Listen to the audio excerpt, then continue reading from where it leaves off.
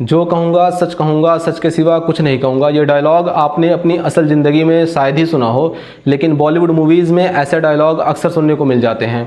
अगर किसी बॉलीवुड मूवी में अदालत की कार्रवाई को दिखाया गया है तो उस मूवी में इस डायलॉग को बोले जाने की उतनी ही संभावना है जितना विराट कोहली को क्रिकेट मैच में पाकिस्तान के खिलाफ रन चेस करने की संभावना है। जय हिंद दोस्तों, आज के इस वीडियो में हम जानेंगे कि आखिर अदालत में क्यों गवाहों को कुरान या फिर गीता की कसम दिलाई जाती है और गीता या कुरान की कसम खाने के बाद गवाह सच बोलने पर मजबूर क्यों हो जाता है, जबकि वही गवाह अदालत के बाहर गीता या कुरान की कसम खाने के बाद झूठ ही बोल देता है। अदालत में गवाहों को पॉलीग्राफ टेस्ट मशीन यानी झूठ को पकड़ने वाली मशीन भी नहीं लगाई जाती, फिर भी गवाह सच बोलने के लिए मजबूर रहता है। क्या भारतीय कानून में अदालत में झूठ बोलने पर किसी कानूनी सज़ा का प्रावधान किया गया है?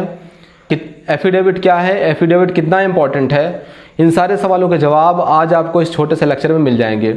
हम सब रोज़मर्रा की ज़िंदगी में जाने अनजाने में झूठ सच बोला करते हैं, ये ह्यूमन टेंडेंसी है। लेकिन जब तक हमने कानूनी तौर पर सच बोलने के लिए कसम नहीं खाई है, तब तक हम सच बोलने के लिए मजबूर नहीं हैं। बिना कानूनी तौर पर शपथ लिए अगर आप झूठ बोलते हैं तो ये कोई कानूनी जुर्म नहीं है।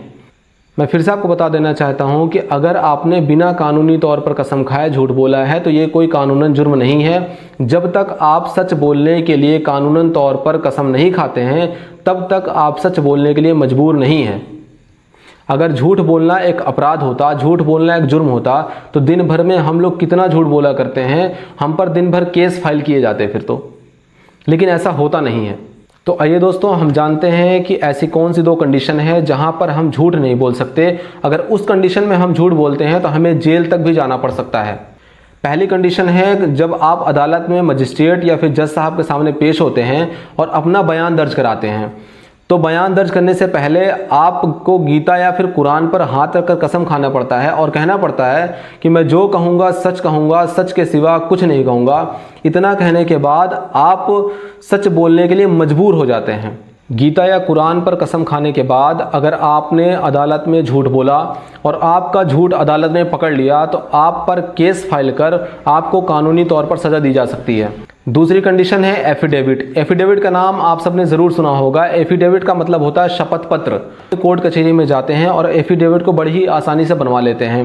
कोर्ट कचहरी में एफिडेविट बड़ी ही आसानी के साथ बनकर तैयार भी हो जाता है, लेकिन इस कागज़ की बहुत ही वैल्यू है, ये बहुत ही इंपॉर्टेंट है।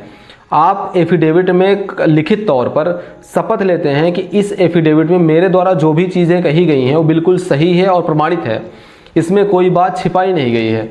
और अगर बाद में पता चला कि आपने जो एफिडेविट में जो चीज़ें मेंशन करी हैं, जो बातें आपने मेंशन करी हैं, उसमें कोई बात हाइड करी गई है, कोई बात छिपाई गई है या कहीं पर झूठ बोला गया है, तो आप पर केस फाइल कर आपको कानूनी तौर पर सज़ा दी जा सकती है।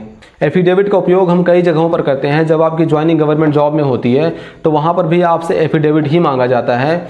और अगर आपका कहीं पे मिस्टेक है, आपके नाम में मिस्टेक है, आपके पते में मिस्टेक है, तो भी आप एफिडेविट पेश कर देते हैं और अपना काम वहाँ पर बना लेते हैं। वीडियो के अंत में मैं आपको आखिरी सवाल का जवाब देता चलूँ कि अगर आप एफिडेविट पर या फिर अदालत में पेश होकर गीता या फिर कुरान की शपथ लेने के बाद झूठ बोल देते हैं तो आप पर धारा 229 BNS के तहत केस फाइल किया जा सकता है और आपको 7 साल तक की जेल हो सकती है। इसलिए दोस्तों, मेरा सुझाव यही रहेगा कि हमेशा सच का साथ दीजिए, सच के साथ खड़े रहिए और स्पेशली तब एफिडेविट या फिर जब अदालत में आप पेश होकर अपने बयान दर्ज कराते हैं, वहाँ पर आपको कतई झूठ नहीं बोलना है। तो दोस्तों, आज की ये वीडियो यहीं तक। मुझे उम्मीद है कि आपको ये वीडियो अच्छी लगी हो। अगर वीडियो अच्छी लगी हो तो चैनल को लाइक करें, शेयर करें और सब्सक्राइब करें और जुड़े रहिए हमारे चैनल से। तब तक के लिए जय हिंद।